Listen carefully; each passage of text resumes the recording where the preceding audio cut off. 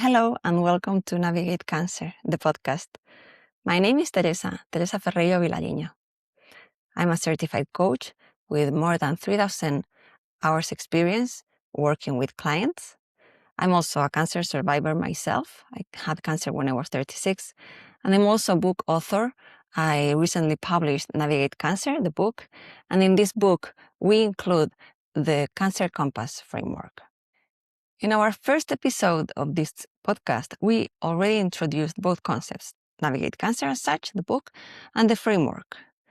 If you remember, the framework is there to help you navigate your situation, no matter where you are. But before we get into it, what do we want to cover in this episode? Well, we want to know what happens after the diagnosis and how we experience it from a point of view of our identity. We want to connect with our emotions. How do we feel when we have that diagnosis? And what are the tools we have to understand those feelings and maybe manage them? We will also talk about fear and loss, and we will talk about hope and how we connect with it. We will practice listening, and we will practice also other different exercises. We will also explore what's a cancer journey? What's a typical cancer journey, if that exists? So you can explore your own. So if we get into it, what happens after the diagnosis? How do I feel? Many people report that they freeze. Others say that they go into kind of a whirlpool and they don't know what's going on around them. What's important is that something is happening inside us, and it's important to understand how we feel. I heard people sometimes saying, but I'm not feeling anything. And we are always feeling something. The thing is that it's easy to disconnect. Sometimes it's not. And even if it's not easy, or if it is easy, sometimes it's difficult to understand what's going on inside us.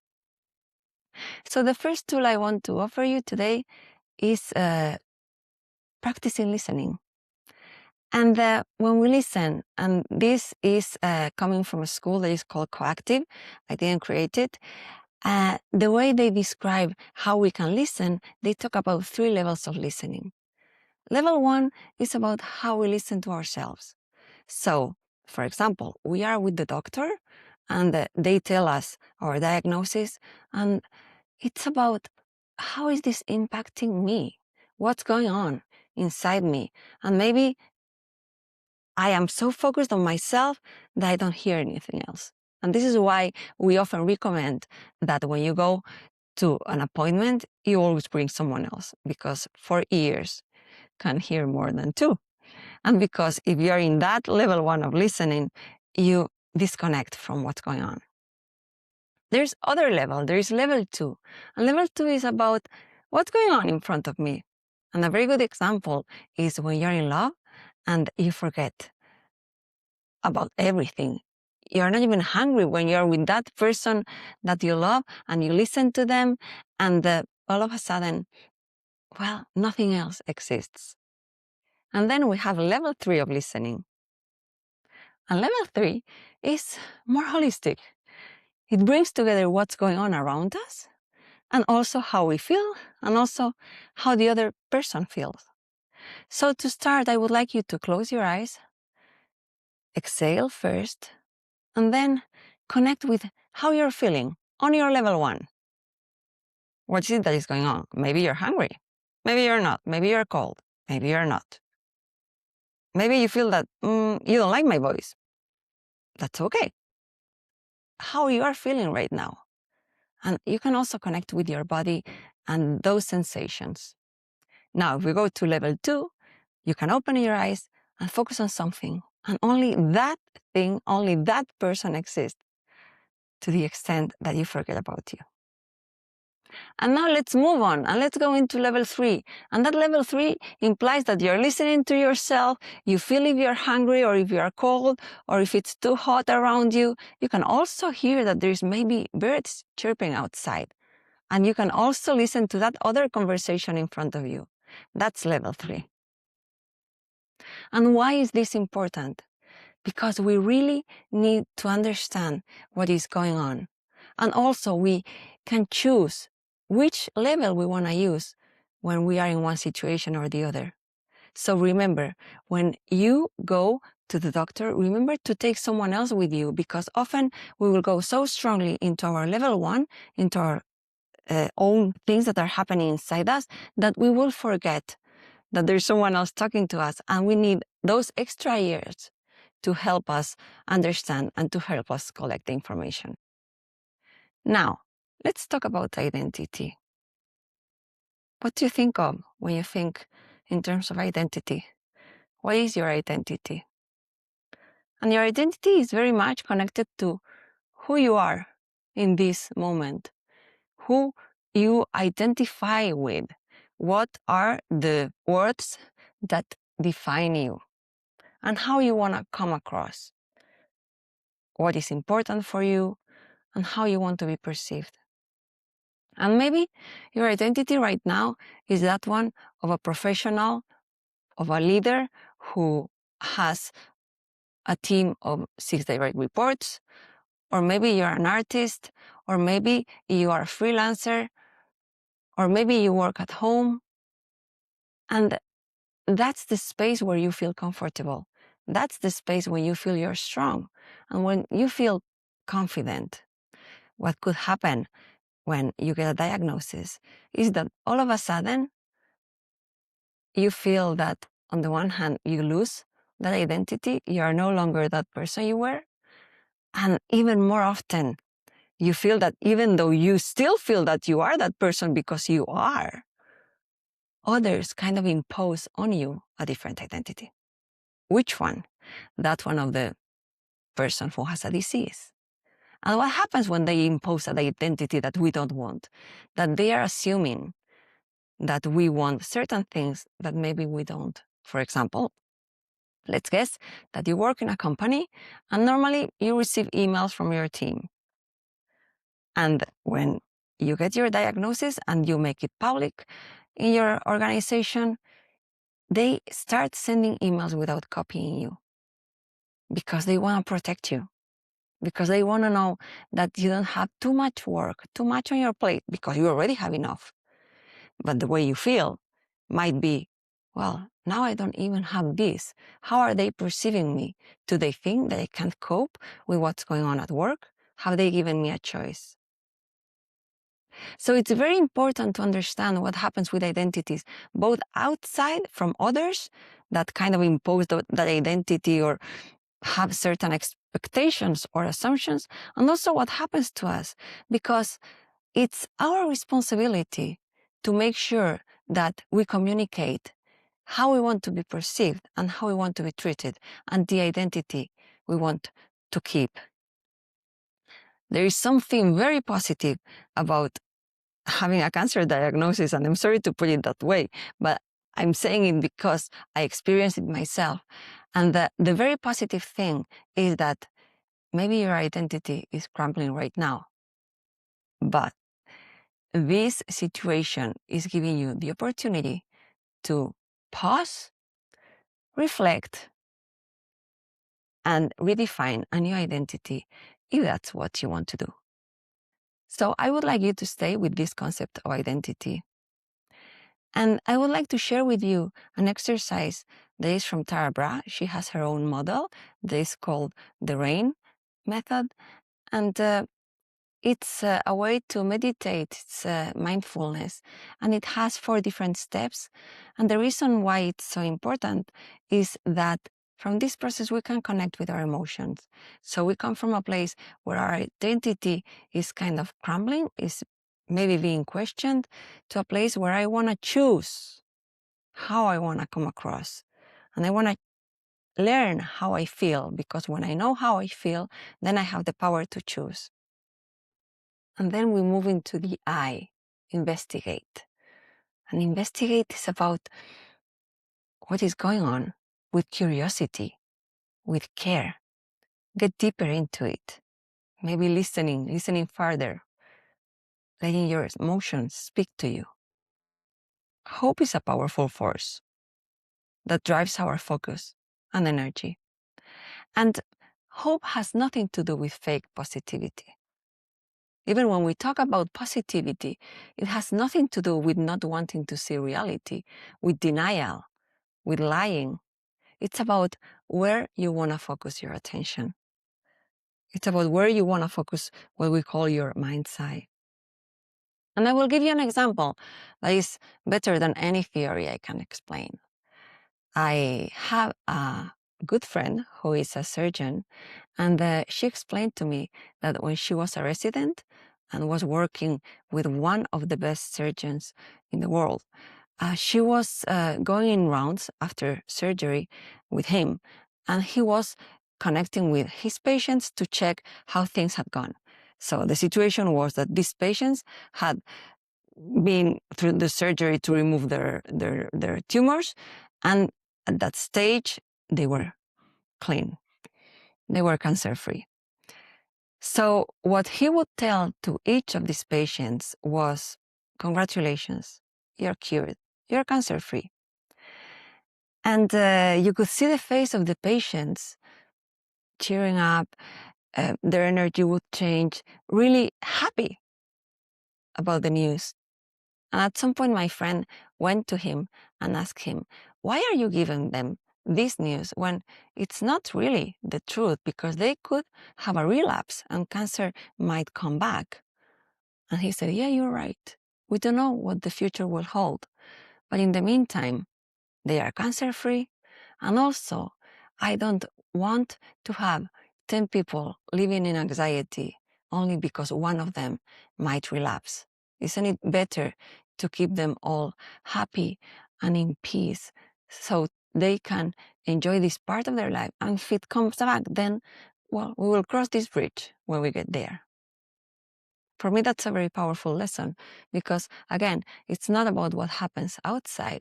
It's not about denying that maybe we're experiencing hardships.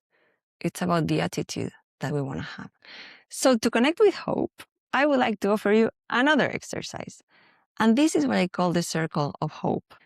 And the circle of hope, if you can go and get a piece of paper and a pen, the circle of hope is about drawing 2 concentric circles. Now, the inner circle is about those achievements that are cancer-related, the accomplishments. For example, I've already gone through surgery. Or, I don't know, I got a wig if you need it. Or I celebrated with my friends. Or I told my family. And then when you connect with those achievements and you write them down in that inner circle, reflect who was there. What are the qualities of that achievement? And how do you feel? Do you feel warm? Do you feel expanded? Do you feel happy? And after that, go to the outer circle. And the outer circle, it's based on what's to come, what's next. So this outer one is about your future achievements and also the sources of hope. And now, when you have it, and maybe this is about a trip that you want to organize with friends, a party, or I don't know, moving, starting a new job, finishing radiotherapy, whatever achievement you want to include.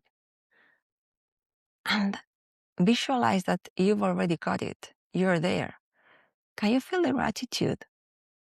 Can you feel the hope? Can you feel the warmth? It is your experience, not mine, so I can suggest some emotions that could come up and the ones that I've experienced myself. Your emotions are yours, and they're okay. We don't judge here. And if you don't feel gratitude, okay, let's stay there with whatever comes up. We don't judge, and anything and everything is welcome. Now, if you see that there are thoughts that take you down, that are negative, then we have another circle for that. And this is what we call the emotional bin. So draw another third circle that is outside of these 2. nearby, and there, write down all these things that make you feel bad, all these things that you don't want in your life. And maybe it's the side effects and the nausea and the fear and I don't know, having to leave work or not being able to look at your circle of hope and look at all the elements that you have put together. You have what you achieved, you have your future achievements, and you have that emotional being. And see that they don't have to be connected. And see how you feel different depending on where you put your energy, where you focus your attention. Because now we are discovering and we will get to choice. And now you can see that it's really up to you to move around this place and choose how you want to stand, how you want to feel based on what you're going through. Fear is connected to loss. And I can tell you that a cancer journey implies accepting loss. What are we losing? Well, we were talking about identity earlier. We are losing our previous identity. We are losing that normal. We are losing the opportunity to go on a trip probably, or moving houses, or continuing with the life that we had planned. We are losing our routines, that they are no longer there, at least for a period of time. So we are losing what our life used to be and getting into the unknown. And if you're familiar with the grief curve and how it goes, you will know that grief implies first a shock, and then there are feelings like anger, fear, rejection.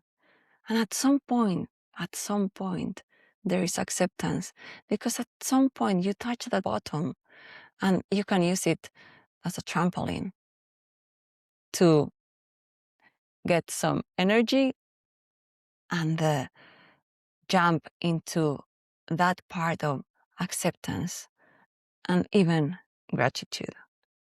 And you know what? When I first got my diagnosis, I thought, well, I don't understand why people say that they are grateful because they had cancer. And of course, I would have chosen, if I could, I would have chosen not to have it. But I did. And now that I am where I am, and that I look back and I see my journey thanks to cancer, or adapted to, or integrating what cancer means to me, I'm grateful. It helped me become the person I am today. And I wouldn't want that not to happen. I think I'm a better person than I would have been. You never know, of course. But knowing that, yes, there's light at the end of the tunnel, and that many amazing experiences are waiting to be lived once you go through that phase where you are. And knowing that life can be an adventure. You will connect with happiness again, with joy. You will experience all of that. That maybe helps you first accept. And in this grief process, well, we can look at it as a journey. And this journey has a beginning, of course, and has an end. And I would split this journey into two different aspects, which are the physical journey and the emotional journey. And why is this very important? Because probably you have experienced that when you start with the diagnosis, you are in kind of a survivor mode, in an action mode where you have to go to visits, do things, plan what's next, and it's nonstop. You hardly have time to stop and be, because there's so much going on around you. So your body starts probably feeling weak and bad, either because of the disease or because of the treatment. But emotionally, you're hanging in there because you have to. And then at some point, when your body starts reacting and you start recovering and you regain forces, and when your body starts, integrating and getting better, then that emotional part might go down. It might not happen. It's your journey. There are many journeys, remember. But if it happens, please know that that is normal.